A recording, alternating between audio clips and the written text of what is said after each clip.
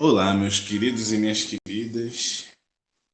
Acho que eu tô um mês exato sem fazer lives pelo Periscope e sem fazer também no Facebook, né? Então, quem segue lá minha página já reparou que eu não tô fazendo live nem, não fiz live, né, nesse mês, nem aqui, nem lá. Tudo foi proposital. Olá, Lerquina, tudo bem, minha querida? Paz do Senhor para você.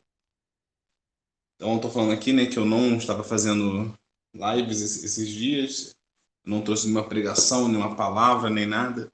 Eu tive alguns motivos para isso.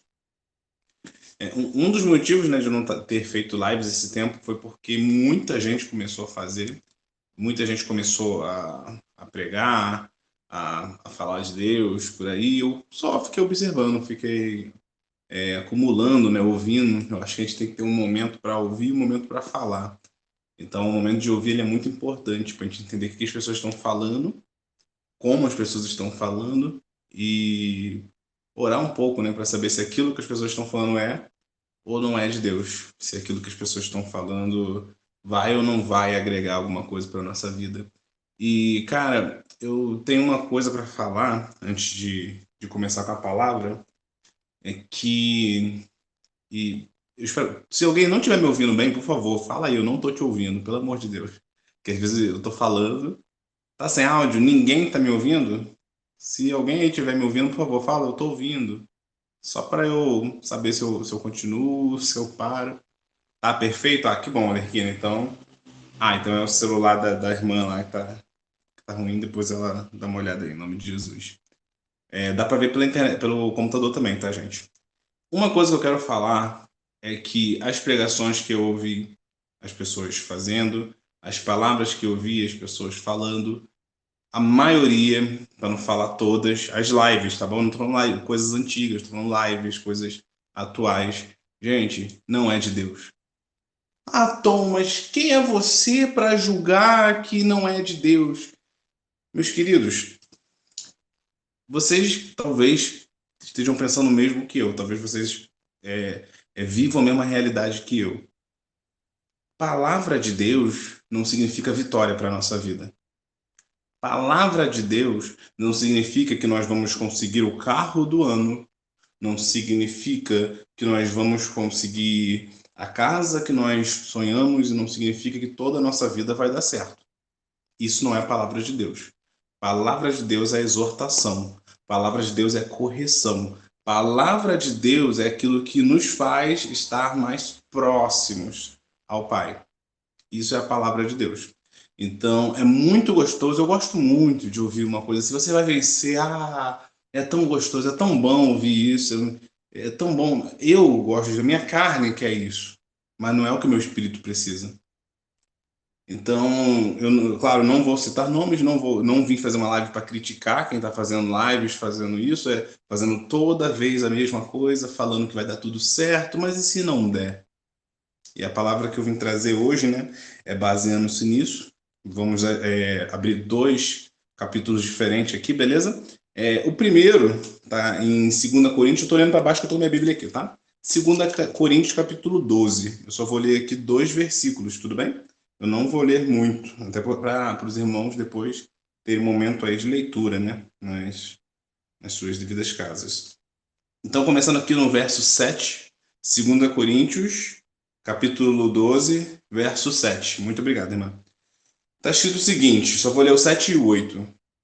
Para impedir que eu me exaltasse por causa da grandeza dessas revelações, foi-me dado um espinho na carne. Guarda isso. Um mensageiro de Satanás para me atormentar. 3 vezes roguei ao Senhor que o tirasse de mim. Desculpa, ainda vou ler o 9. Mas ele me disse: minha graça é suficiente a você, pois meu poder se aperfeiçoa na fraqueza. Podemos parar por aí. Em outras versões, né, está escrito: minha graça te basta. Essa história aqui, vamos falar um pouco sobre esse acontecimento.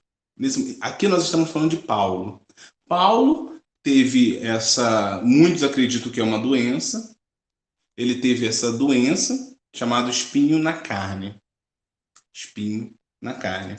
Muitos acreditam que é uma doença degenerativa, por causa de vários fatores que nós vemos decorrer na Bíblia. Nós vemos que Paulo, inicialmente, pregava muito, falava muito bem, e depois ele não fala mais tão bem assim. Ele continua pregando muito, mas não falando, ele não tem a mesma dicção, a visão já está muito fraca e aparentemente ele não era nem tão velho assim para aquela situação toda. Então, muitos estudos dizem, muitos teólogos acreditam que isso era uma doença degenerativa.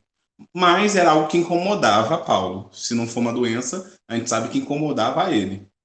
Porque ele diz que é um espinho na carne, um mensageiro de Satanás. É uma coisa que ele pediu 3 vezes para ser curado.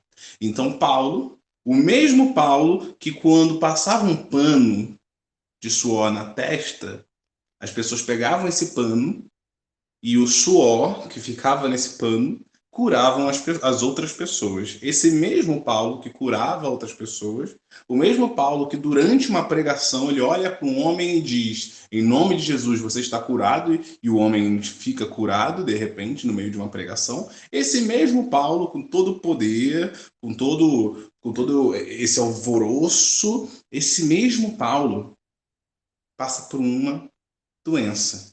E ele pede 3 vezes: Senhor, me cure. E durante as 3 vezes que ele pede para ser curado, ele escuta: minha graça te basta. Minha graça é suficiente para você. Queridos, queridos, vamos pensar se Paulo tivesse aqui. Vamos supor que existe aí um pastor, bispo, apóstolo, o que você achar melhor, e é uma pessoa que cura pessoas, você viu ali alguns testemunhos, de repente essa pessoa passa por uma doença. Qual é o comentário popular da criançaiada, geralmente, em cima desse homem, dessa mulher de Deus? Qual é o comentário, geralmente? Olha aí, ó, fala que cura, mas ele mesmo não se cura, né? Qual foi o comentário que deram para Jesus quando ele estava na cruz? Se você é o Cristo, desce daí. Deus abandonou. Olha isso, Deus, mas é um comentário, né? Deus me abandonou. Ou Deus abandonou aquele cara, ele está em pecado. Por quê? Porque ele não foi curado. Então esse Paulo está em pecado, né? Porque ele não foi curado. O que a nossa querida teologia da prosperidade diz? Que se algo está dando errado na sua vida, você está em pecado. Tem alguma coisa não está certo aí, meu irmão. Alguma coisa não está certo aí, meu irmão, porque não tá, sua vida não está dando certo? Como assim não está dando certo? Mas a gente vê aqui na Bíblia um homem de Deus passando por essa situação. Entre outros. A gente só está falando de um grande homem de Deus também, mas entre outros que passam por situações terríveis. E diferente do que nós estamos acostumados a ouvir, diferente do que estamos acostumados a ouvir, nesse caso aqui, não termina em vitória, não. Não termina em cura. Não termina. Como é que Paulo morre? Pobre, sem bens nenhum, decapitado, sem nada. Isso é vitória? Para ele foi. Para Deus foi. De acordo com a palavra de Deus foi. E isso daqui para Deus foi vitória. O que é que Paulo diz? Ele diz que na fraqueza dele, Deus se fortalece. Ele diz que na fraqueza dele, ele se sente mais forte. Ele diz o quê? Ele diz que terminei a batalha. Terminei. Agora, assim como se fosse numa corrida, eu vou pegar o meu prêmio no final do pódio. É isso que ele diz. Então, se nós vemos esse grande homem de Deus, falando que. Olá, Ted, tudo bem, meu irmãozinho? Ele vê esse grande homem de Deus, se Deus vê esse grande homem de Deus e permite que ele passe por algo desse tipo e fala, minha graça te basta, eu te pergunto, e se a situação que você está passando, Deus falasse isso para você? Minha graça te basta. E agora eu te faço uma outra pergunta. E se na verdade, a situação que você estiver passando, antes era só uma hipótese, agora vamos colocar numa realidade. E se a situação que eu e você estiver passando, se a situação estiver ruim, e Deus falar: minha graça te basta. Que tipo de posição nós tomaríamos? Uma irmã foi sincera, falou, continuaria chorando. Está sendo sincera. Talvez Paulo, gente, estivesse chorando também. Talvez ele talvez não tenha saído feliz dessa situação, sabendo que ele não seria curado. Talvez ele tivesse dado um suspiro. Tá bom, Senhor, que sua vontade seja feita. Mas não era vontade dele, não era vontade de Paulo. Talvez. Talvez ele, no fundo, no seu lado carnal, no seu lado homem, estivesse chorando também. Poxa, eu sou um homem de Deus e vou ter que passar por uma doença, vou ter que passar por uma situação dessa, porque eu. E não vou ser curado? Que tipo de testemunho eu vou dar? Talvez ele tivesse passado por isso. Mas a gente vê ele demonstrando força. Ele demonstra em todo o capítulo, quando a gente vai lendo, depois vocês leem, mas, gente, quando lê a Bíblia, quando você lê a história de algum homem, de alguma mulher de Deus, tenta se botar no lugar daquela pessoa. Tenta imaginar você naquela mesma situação. Tenta se imaginar passando por aquilo, porque a gente passa. É a mesma coisa. Quando sou fraco, sou forte, para que na fraqueza de Deus. É exatamente, é a continuidade do capítulo que a gente está lendo. Por quê, gente? Agora, vamos para uma questão simples agora. E se Deus não fizer? E se não fizer? Se até o final ele não fizer? A gente vive, às vezes, imaginando, pensando que as coisas vão terminar como a gente quer. A gente vive imaginando que a gente vai passar naquele concurso público, que a gente vai se aposentar e ganhar X, aí descobre que vai ganhar Y. A gente pensa que a gente vai conseguir fazer todas as coisas. Você sai de casa e pensa, finalmente, consegui comprar isso, eu queria esse celular que eu queria, alguém vai lá e te assalta. E se tudo que você imaginou, você pensou que ia casar com os 20, casou com os 40? E aí? Tudo que você imaginou não aconteceu como você quis. E aí? E se Deus não fizer as coisas como você quer? Olha ele aqui falando que Deus trabalha há anos, né? Assim. E não trabalha com a gente assim também. A grande questão, gente, que a gente não presta muito, que a gente não olha muito, que a gente não observa muito, é que Jesus, quando estava ali próximo de ser crucificado, ele pede para que o Pai afaste aquele cálice dele. Por quê? Porque nenhum homem quer ser crucificado, nenhuma pessoa, nenhum ser humano quer sofrer e depois morrer. Ninguém quer isso. Então ele, como um ser humano, ele pede, Senhor, afaste de mim esse cálice, mas seja feita a sua vontade. É o princípio de que a nossa vontade é diferente da vontade de Deus. Já fez uma oração e na sua oração você falou assim, Senhor, seja feita a sua vontade, né? Rapaz, já pensou no perigo disso? Já pensou que a vontade de Deus pode te desagradar muito? Já pensou que a vontade de Deus seja que talvez as coisas que você queria que se restabelecesse não se restabeleça? E se a vontade de Deus for essa? E se a vontade de Deus for oposta da sua vontade? Ele continua sendo Deus. Mais um capítulo. Eu falei que ia ser dois, né? Dois capítulos. Então vamos abrir o segundo agora. Oséias, capítulo 2. Eu vou ler um pouco aqui de Oséias, capítulo 2. Desculpa. Oséias, capítulo 1. Eu vou ler um pouco aqui, Oséias, capítulo 1, a partir do verso 2, e vou resumir depois a história.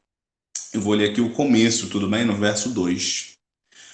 Quando o Senhor começou a falar por meio de Oséias, disse-lhe: vá, tome uma mulher adúltera e filhos da infidelidade, porque a nação é culpada do mais vergonhoso adultério, por afastar-se do Senhor. Agora, presta atenção, quem é Oséias, né? Quem é Oséias aqui? A gente vê aqui que Oséias é um profeta. Todo profeta é um homem de Deus, todo profeta é um homem escolhido por Deus. É um homem que vive ali de acordo com a vontade do Pai. Alguns menos, outros mais, mas eles sempre se convertem, né, em algum momento e têm uma intensidade grande com Deus. Então, Oséias, homem de Deus, presta atenção nisso, Oséias, homem de Deus, um homem escolhido por Deus, um homem que até então era solteiro, de acordo com o que nós temos aqui. Até então, Oséias era um homem que estava se guardando, era um homem que seguia todos os preceitos ali judaicos, e esse mesmo Oséias, ele é ordenado por Deus, ele é ordenado por Deus para que case com uma mulher adúltera, prostituta. Ele é ordenado, Deus manda Oséias casar com uma prostituta. Gente, quem, quem em sã consciência vai querer casar com uma pessoa, com uma adúltera e prostituta? Porque ela não era só a prostituta, era adúltera e prostituta. Deus já fala para ele, essa mulher é adúltera, ou seja, ela vai te trair, vai botar chifre em você. Imagina se você tivesse um dom ou tivesse uma bola de cristal, Deus me livre, e você visse ali o futuro e você sabe, poxa, essa pessoa vai me trair. Então não vou ficar com ela, não, porque, poxa, eu já sei que ela vai me trair, eu sei que vai me chifrar, vai me deixar sozinho, sozinha, então eu não vou ficar com essa pessoa. Eu não quero ficar com essa pessoa, porque eu já sei que ela vai me trair. Qualquer pessoa faria isso. Mas Deus manda Oséias casar com uma mulher adúltera, uma mulher que iria traí-lo. Então o problema não era ela ser prostituta, porque era uma profissão, talvez ela dependesse disso e mudava mesmo. Mas ela era prostituta e adúltera. Me adota, Tom. Então era uma mulher adúltera. Ele já sabia que ela iria traí-lo. Isso iria acontecer. Deus já tinha alertado e ainda assim mandou casar com ela. E adivinha só, ela trai ele. E sabe o que Deus manda fazer? Perdoar. Lembra, gente, que Oséias está no Antigo Testamento. Ele podia mandar apedrejar. Me traiu? Então vai morrer. Vai morrer. Eu acabei de adotar meu cachorrinho. Tá aqui comigo hoje. Vai morrer, então. Mas não, Deus mandou perdoar. Perdoar. Opa, peraí. Mas a gente sabe, porque Jesus mesmo diz, ele confirma isso. Jesus diz que em caso de adultério pode haver sim separação. Em caso de adultério, eu posso me separar. Porém, Deus manda o quê? Oséias, ela vai te trair e você perdoa. Oséias talvez pudesse pensar naquele momento, o quê? Oh, não. Oséias obedece e perdoa. Vamos falar agora do final da vida de Oséias, do final. Vamos pular, né? Vamos resumir. Vocês vão ler, né? Eu imagino. A paz, Ted, de novo, você está entrando e saindo aí. Vamos lá, vamos ver isso daqui. O que acontece no final da história de Oséias? Deus fala o quê? Eu irei colocar agora, quando ela sair para procurar homens, joias e coisas que ela gosta, ela não vai achar. E quando ela não achar nada disso, ela vai voltar para você. Então ela procura as coisas que satisfazem. Isso é um resumo, tá, gente? Ela procura coisas que enchem o coração dela de alegria, mas aquilo para de encher o coração dela de alegria. E quando ela para de achar alegria nas coisas do mundo, ela acha alegria no marido dela, que sempre esteve ali perdoando de braços abertos. Oséias estava sendo naquele momento uma imagem que nós precisamos ver de Jesus, a imagem de Deus, que mesmo nós traindo ele o tempo todo, porque o tempo todo nós fazemos maldade, o tempo todo nós vamos contra a sua palavra, o tempo todo nós estamos transgredindo aquilo que ele diz para a gente não transgredir, ou seja, a gente está traindo ele deixa claro aqui. Então, o tempo todo que nós cometemos um pecado, nós estamos traindo a Deus. E ele está sempre perdoando a gente. Ele sempre nos perdoa. Sempre nos perdoa. No caso de Oséias, gente, é uma coisa que a gente tem que entender. Porque Oséias, ele podia ter vivido a infância dele pensando que ia casar com uma mulher virgem, com uma mulher pura, uma mulher da congregação dele, ele iria viver uma vida tranquila e iria morrer depois de ter alguns filhos. Esse podia ser o desejo, mas não foi isso que Deus fez para ele. Não foi isso. E aí chega naquela questão, e se Deus não fizer aquilo que você quer?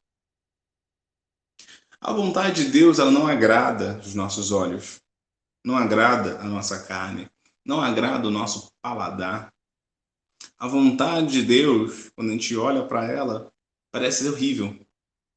Ela é estranha, ela não faz sentido e não tem o menor nexo. Porque se fizesse nexo, se fizesse sentido, você olharia para a sua vida hoje e ia falar: minha vida faz muito sentido. Olha, eu estou passando por isso para tal coisa acontecer. Mas não, a gente não pensa isso, né?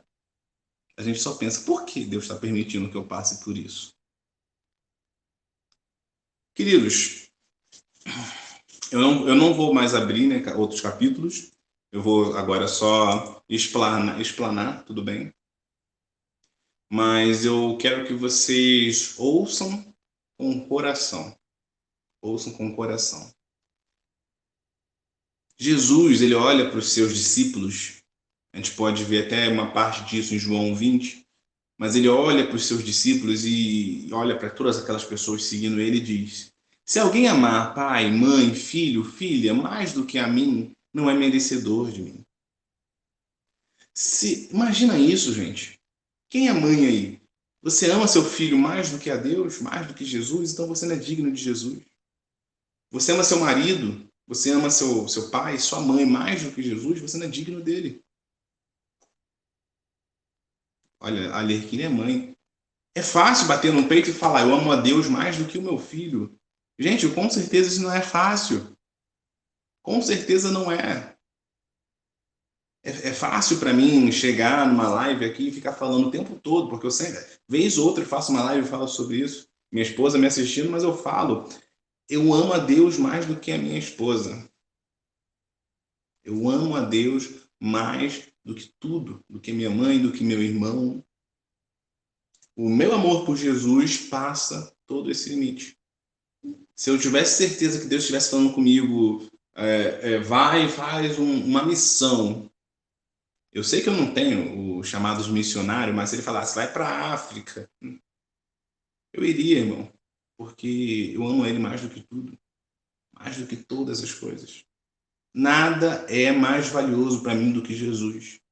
Se eu serei um bom marido, se eu serei um bom pai, se eu serei um bom filho, se eu serei um bom amigo, se eu serei um bom funcionário, um bom patrão, um bom chefe, um bom qualquer coisa que você imaginar, primeiro eu preciso ser um filho de Deus.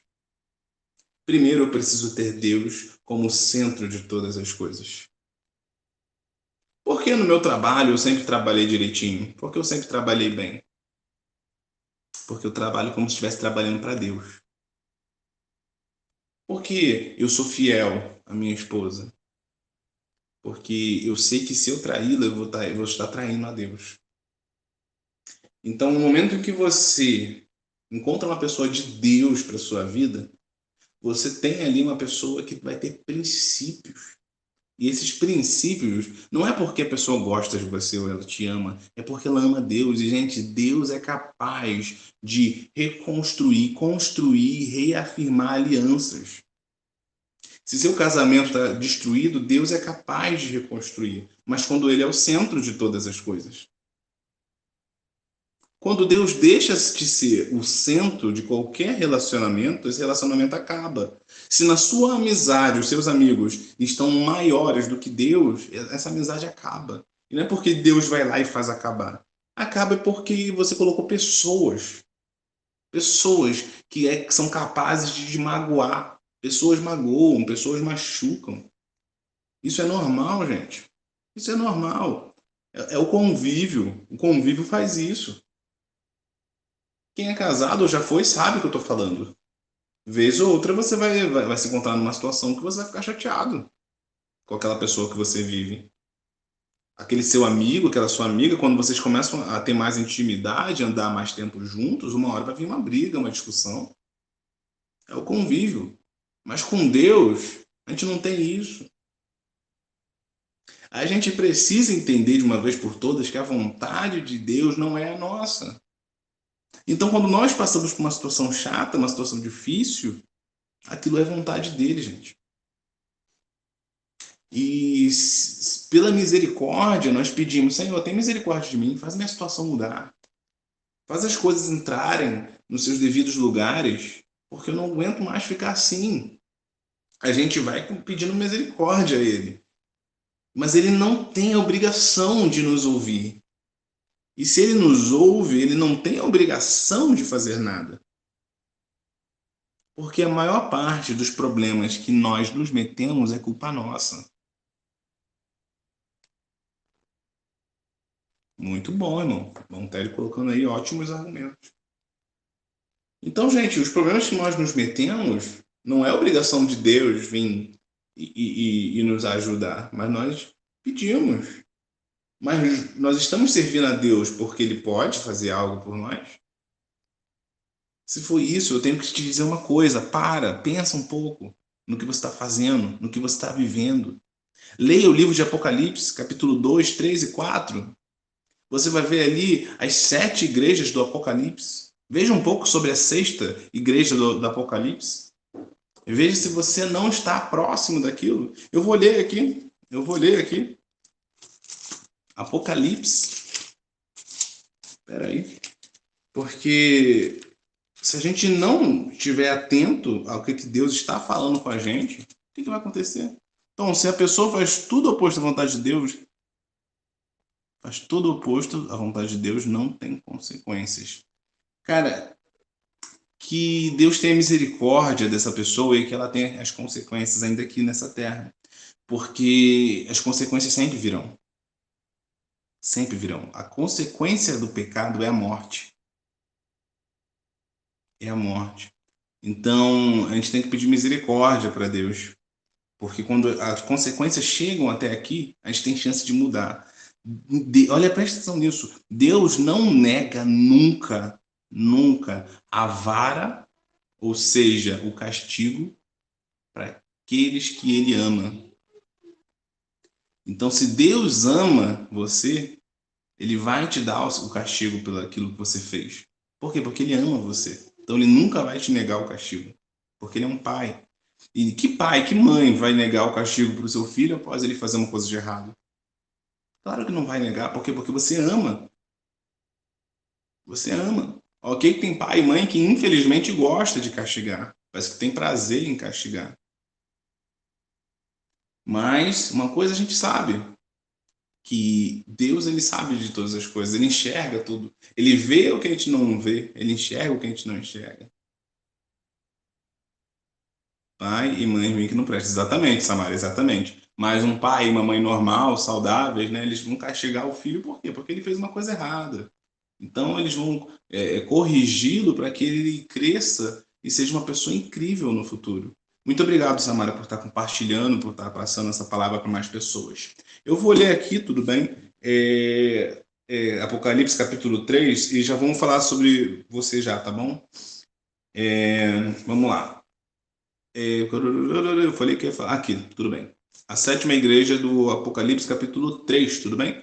Que no caso é a igreja de Laodiceia. Vamos lá, eu acho que eu falei que era a sexta, né? Desculpa, gente, era a sétima. Ao anjo da igreja em Laodiceia, escreva, preste atenção, estas são as palavras do Amém, a testemunha fiel, a verdadeira, o soberano da criação de Deus. Conheço as suas obras, sei que você não é frio nem quente. Melhor seria se fosse frio ou quente. Assim, porque você é morno, não é frio e nem quente, estou ponto de vomitá-lo da minha boca. Você diz: estou rico, adquiri riquezas e não preciso de nada. Não reconhece, porém, que é miserável, digno de compaixão, pobre, cego e que está nu. Dou este conselho: compre de mim ouro refinado no fogo, e você se tornará rico. Compre roupas brancas e vista-se para cobrir a sua vergonhosa nudez. E compre colírio para ungir os seus olhos e poder enxergar. Então, meus queridos,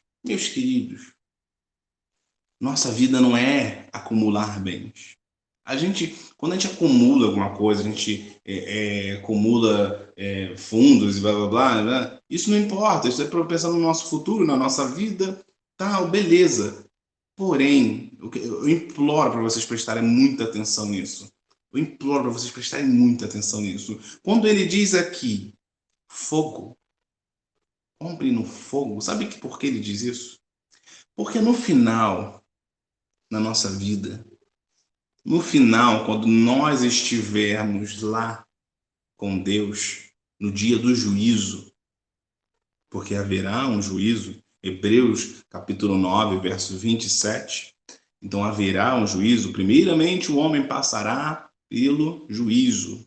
Então, quando nós passarmos pelo juízo, nós vamos ver ali o rei, o juiz, o Senhor, e ele vai pedir para que nós venhamos a mostrar as nossas obras. Então, a gente vai mostrar ali nossas obras. 9:27, 9:27.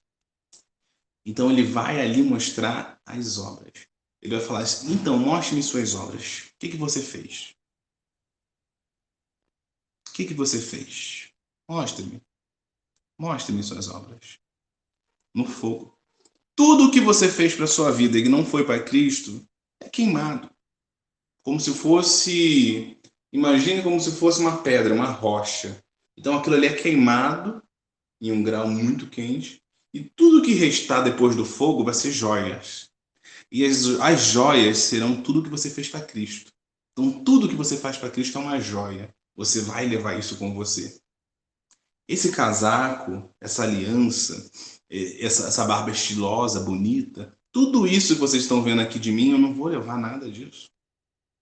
Nada disso vai comigo. Mas as minhas obras irão. E irão. E Deus vai chegar para mim e vai me perguntar: então, me mostre suas obras. O que você fez para mim enquanto esteve lá? E nesse dia, muitos de nós vamos chorar. Vamos estar em lágrimas. Vamos estar desesperados, vamos pedir outra chance. A gente vai falar: Senhor, permita que eu volte e faça de novo. Permita que eu viva mais intensamente o seu evangelho, porque eu não aproveitei a chance que eu tive. Mas não vamos ter outra chance. A nossa chance é agora. Nosso momento é agora. Mas uma coisa é certa: no dia do juízo, ele irá colocar todas as nossas obras, tudo que nós fizemos de bom e de ruim. E, meus queridos, nós vivemos o evangelho de um jeito como se as nossas atitudes não tivessem consequências. Nós estamos confundindo o amor, a liberdade, com libertinagem, porque nós não estamos mais ouvindo essa pregação. Agora eu te pergunto, quem vai ouvir sobre isso se ninguém prega sobre isso? Quem está disposto a pregar isso comigo? Quem está disposto a pregar o evangelho comigo? Quem está disposto a pegar a Bíblia, pegar a palavra de exortação, a palavra que ninguém quer ouvir, e pregar isso comigo? Porque eu sozinho, gente, eu não consigo. Eu sozinho não tenho poder. Não tenho, não consigo de jeito nenhum. Não consigo. Eu juro para vocês, eu queria conseguir carregar isso tudo sozinho comigo. Eu queria poder pegar a minha Bíblia, eu queria poder pregar o evangelho e que as pessoas pudessem ouvir e mudar, porque essa é uma palavra de exortação, é uma palavra de correção, é uma palavra sincera. Eu não estou prometendo a ninguém, não estou falando para ninguém, sua vida vai mudar, sua vida vai dar certo, você vai ser rico, você vai conquistar aquela casa, coloca a planta do pé ali e pede para você que você vai ter. Tem. Não, irmão, eu não estou falando isso, sabe por quê? Porque eu não acredito nisso. Eu não acredito nesse evangelho. O evangelho que eu acredito é o evangelho que eu vou Eu vou estar com o Pai no final de todas as coisas. Assim como diz em Apocalipse, capítulo 22, a partir do verso 2, a gente vê ali, falando que vai ser um lugar que não haverá dor, nem maldição. Então, naquele lugar onde haverá ali a árvore da vida que nos foi negada no começo de todas as coisas, e essa mesma árvore da vida nós vamos ter um acesso direto a ela. Não vai ter noite, porque a glória de Deus irá iluminar todo o lugar. Essa é a vitória que eu vou ter. Hoje eu estava pesquisando sobre investimentos, que eu sou um cara que gosta de investir em ativos, sou um cara que pensa muito no futuro. Eu estava lá, tava até agora, né, estudando, vendo os investimentos, vendo o que eu vou fazer e tudo mais, pensando no futuro, nas construções e tal. Eu gosto disso, eu gosto de pensar no futuro.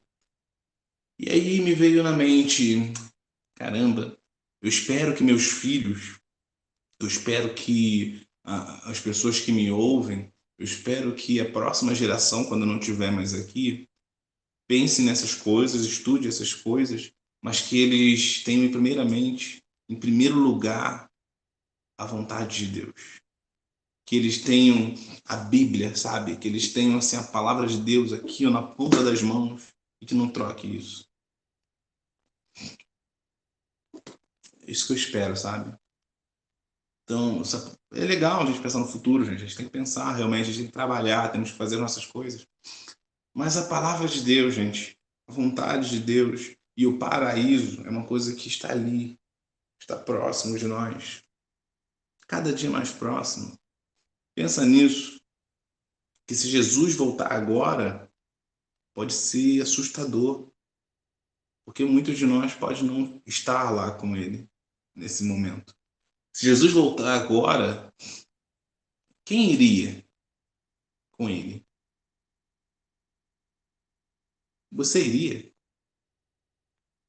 Se ele voltasse agora, será que eu iria?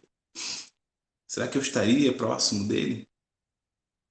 Será que ele me levaria? Vamos pensar um pouco nisso. Vamos pensar um pouco na eternidade. Todo investimento que nós fazemos aqui é legal, mas só o investimento no céu é o que nós vamos levar. Esse investimento será eterno. E eu não estou falando de dízimos e ofertas. Eu estou falando aqui de sacrifício e carne. Eu estou falando aqui de cruz, gente, de cruz. Eu estou falando de cruz. Então vamos pregar um pouco a palavra da cruz. Me ajuda, gente. Me ajuda. Vocês todos estão ouvindo, vocês que vão ouvir na retransmissão, me ajudem. Pega a sua Bíblia, sabe? Começa a pesquisar ali, começa a meditar a palavra, coloca um texto de uma palavra de exortação, faz um vídeo, faz aquilo que você sabe fazer, irmão, mas a gente precisa disso. A gente precisa disso. Porque nós estamos criando monstros. Nós estamos criando uma geração fraca. Nós estamos criando uma geração que acha que tudo vai dar certo. Mas quando não dá, a gente fica sem reação. Por quê? Porque a gente nunca pensou que não poderia dar certo. A gente nunca pensou que isso poderia acontecer. Tem gente que nunca pensou que um vírus poderia atingir o mundo inteiro. Lojas fechando de um lado, mercados fechando de outro lado. Cadê a sua prosperidade agora? Cadê aquela prosperidade que tanto te prometeram agora? Mas a misericórdia de Deus, ela continua estando conosco. E Ele é tão misericordioso que, de alguma forma extraordinária, não estamos passando fome. Que, de alguma forma extraordinária, estamos aqui ainda. Mas talvez você que esteja me ouvindo perdeu alguém, algum familiar. Talvez você perdeu alguém que você ama. Talvez isso tenha acontecido. Como dizer? E como falar? E como colocar isso na cabeça? Como a gente vai dizer, essa é a vontade de Deus? Mas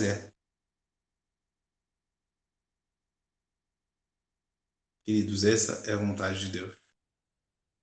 Tudo que estamos passando agora é a vontade de Deus. Até as coisas erradas que você está passando hoje é a vontade de Deus. E mesmo se no final não der certo, continua sendo a vontade de Deus. Se você está chorando porque a sua situação é ruim, então são essas lágrimas que Deus quer surgir na sua vida. Eu vou contar um pequeno testemunho, que eu não sou de ficar contando testemunhos, mas eu, há uns 4 ou 5 anos atrás, eu era meio que. Era novo convertido, ainda nem tinha me batizado, e eu me vi numa situação muito difícil. Eu me vi com uma doença, né, que aparentemente não era para ter cura, e eu estava muito chateado, estava muito triste, magoado, depressivo. Eu estava numa situação muito difícil de viver. Eu queria morrer, literalmente eu queria me matar. Eu não queria mais continuar vivo, porque não era uma situação que eu queria estar, que eu queria viver. Sendo que, naquele mesmo dia, eu fiz uma oração para Deus. Eu orei muito naquela época, né? Porque eu queria muito ser curado. Mas a última oração que eu fiz, e aquela foi a oração que até hoje foi a oração mais intensa na minha vida, aquela oração que eu fiz de um cara que não era batizado nas águas, um cara que ainda não conhecia a Bíblia, um cara que não lia a palavra de Deus, um cara que estava chegando de paraquedas, né, no meio do Evangelho. Eu fiz uma oração, eu falei, Senhor, eu desisto da minha vida. Ela agora é sua. Faça a sua vontade. Se a minha situação traz glória ao seu nome, então que eu viva e morra com isso. Agora, se não for, que seja feita a sua vontade. E, e eu simplesmente parei de me preocupar. Parei de me preocupar. O final da história foi até que feliz. Eu fui curado. Alguns meses depois eu descobri, né, que tinha sido curado.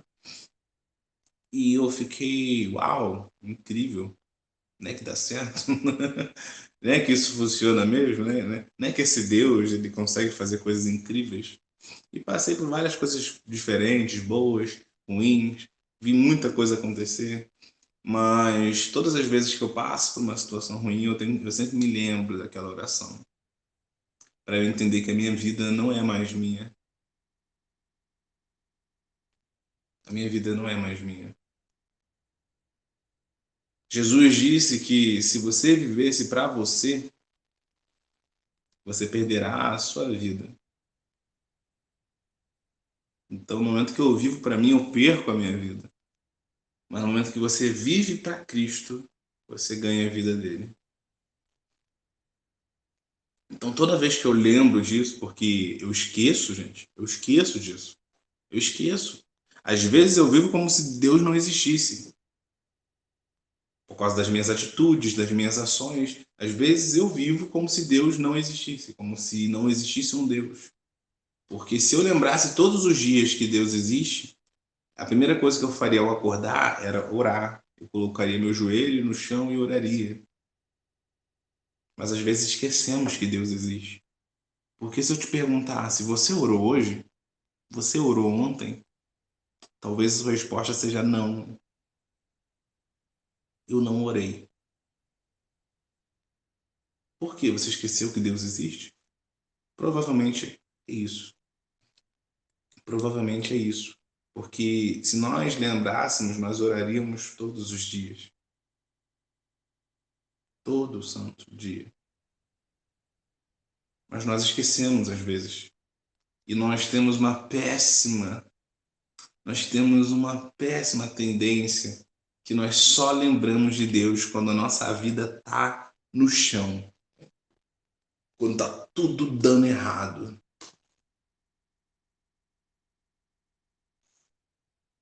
Quando tá tudo dando errado, a gente lembra dele.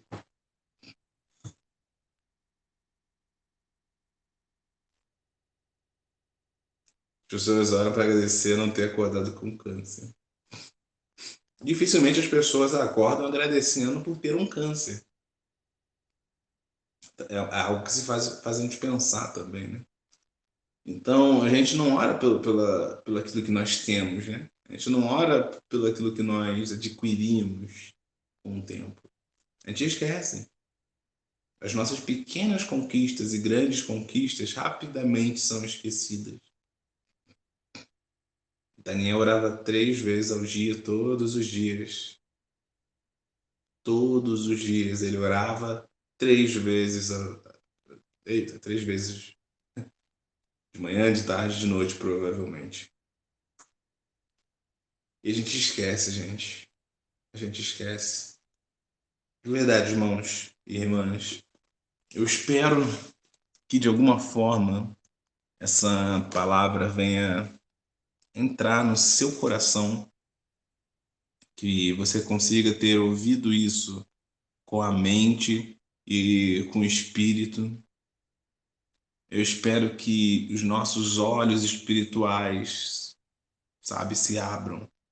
Assim como diz aqui para a igreja de Laodiceia, que a gente use colírios, né, espirituais, para que a gente enxergue o que tem além. Irmãos, o meu pedido foi de verdade. Me ajudem a pregar a palavra de Deus. E como você pode me ajudar a pregar a palavra de Deus? É só você pregar também. É só você abrir a boca e falar. Falar aquilo que ninguém quer ouvir. Gente, é muito bom ouvir que as coisas vão dar certo, mas a gente tem que começar a pregar a palavra da verdade. A gente tem que pregar aquilo que ninguém mais quer ouvir.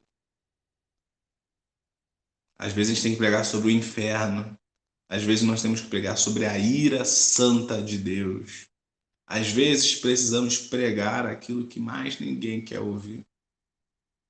E eu peço para vocês me ajudem nisso. Abram a boca de vocês. Ah, Tom, mas eu não tenho chamado para isso e eu tenho certeza que eu não nasci para isso. Então compartilha essa live, faz alguma coisa, mas faça algo. Só faça algo, sabe? Vai lá e prega para alguém, vai lá e mostra a mensagem de outra pessoa para alguém, mostra um trechinho pequeno. Não adianta tu mandar uma mensagem de 3 horas, manda um trechinho pequeno ali, ó, na curvatina. E vamos mudar, gente, vamos mudar, porque há tempo para mudar.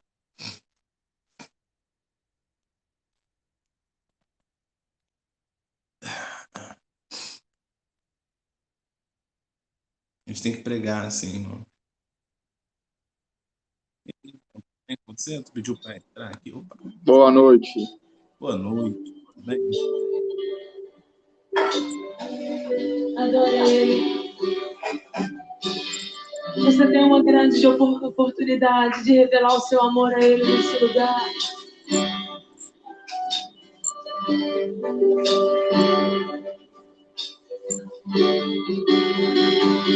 Há um lugar de descanso em ti. Há um lugar de refrigério em ti. Há um lugar onde a verdade reina. Esse lugar é no Senhor. Há um lugar onde as pessoas não influenciam. Há um lugar onde eu ouço teu Espírito.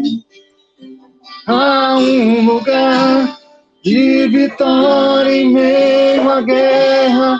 Esse lugar é no Senhor.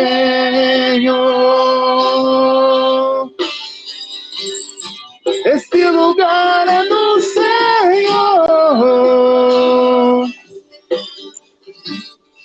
Esse lugar é no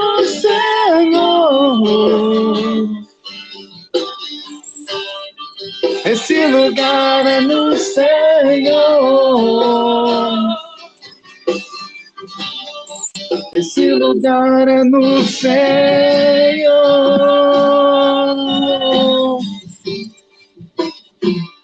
Há um lugar onde a constância não se domina. Há um lugar onde minha fé é fortalecida. Você crê nisso? Há um lugar onde a paz é quem governa. Esse lugar é no Senhor. Gênio B. Se você crê, diga. Há um lugar onde os sonhos não se abortam. Existe um lugar onde seus medos. Existe um lugar é que se ganha. Esse lugar é no Senhor. Vamos lá. Esse lugar é no Senhor. Eu descobri. Esse lugar é no Senhor. Esse lugar é no Senhor. Esse lugar é no Senhor. Por isso eu canto. Esse lugar é no Senhor.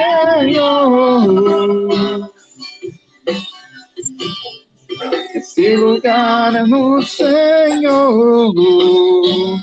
Eu descobri. Esse lugar é no Senhor.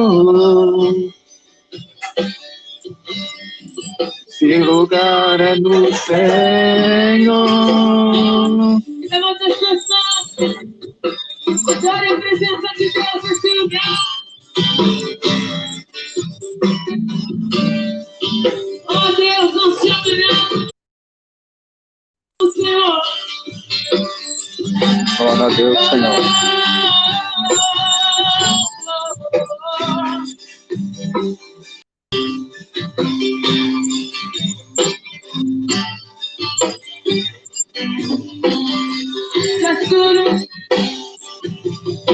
És tudo que eu preciso, Jesus.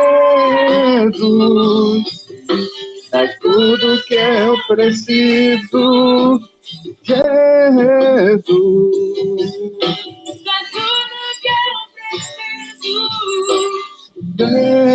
Jesus, Senhor. Glória a Deus, Senhor. Tudo que eu preciso, renova, Senhor. É tudo que eu preciso. É tudo que eu preciso, Senhor.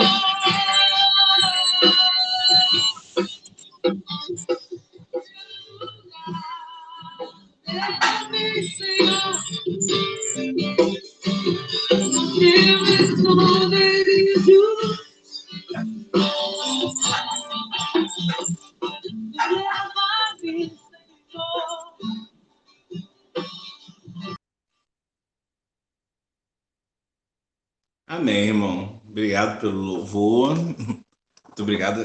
Fazia um tempo que eu não escutava essa música, esse louvor, né? Fazia bastante tempo. Mas é muito bonito, né? A gente entender que o lugar é dele, o momento é dele, é tudo para ele. E às vezes nós esquecemos isso. Meus queridos e minhas queridas, novamente, muito obrigado por essa oportunidade, por terem me ouvido.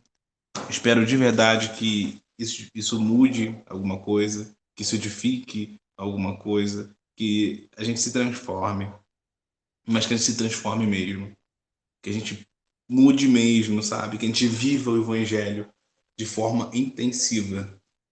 E entenda que a nossa vida é a vida de Cristo. E se não é isso, a gente está vivendo errado. a gente está fazendo errado. Se não estamos dispostos a entregar tudo, a gente está fazendo errado, irmão. A gente errou. E não tem problema, porque se a gente errou, dá para consertar. Se a gente errou, a gente pode mudar ainda, tem tempo. Mas para isso a gente precisa pregar mais essa palavra.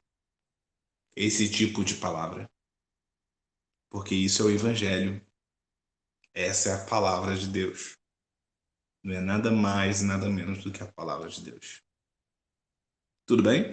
Então, para quem quiser me adicionar em qualquer rede social, Facebook, ou Instagram, ou conversar comigo no WhatsApp, trocar uma ideia, meu WhatsApp está aí, bem no meu perfil do Periscope mesmo. Às vezes eu faço live no Facebook e às vezes eu faço live aqui. Tudo bem? Então, geralmente eu dou uma alternada, né? Lá e aqui, lá e aqui. Então é bem bacana ficarem sempre ligados, né? Para saber onde eu vou estar. No grupo do WhatsApp, né? No grupo que nós temos no WhatsApp, eu sempre aviso quando eu vou fazer alguma live, né? Vou lá, coloco uma mensagenzinha, galera, vou fazer live aqui, vou fazer live ali. Futuramente, né, quem sabe eu consiga fazer nos dois, mas por enquanto não dá. Por enquanto só consigo fazer num lugar só. Então, meus irmãos, minhas irmãs, muito obrigado mesmo. E já sabe, né, qualquer coisa, podem contar comigo, podem falar comigo, vou estar à disposição. Fique com Deus, fique na paz, que Deus abençoe você, abençoe a sua família e até a próxima. Até a próxima. Se Deus quiser, né? Depois de amanhã. Até, irmãos.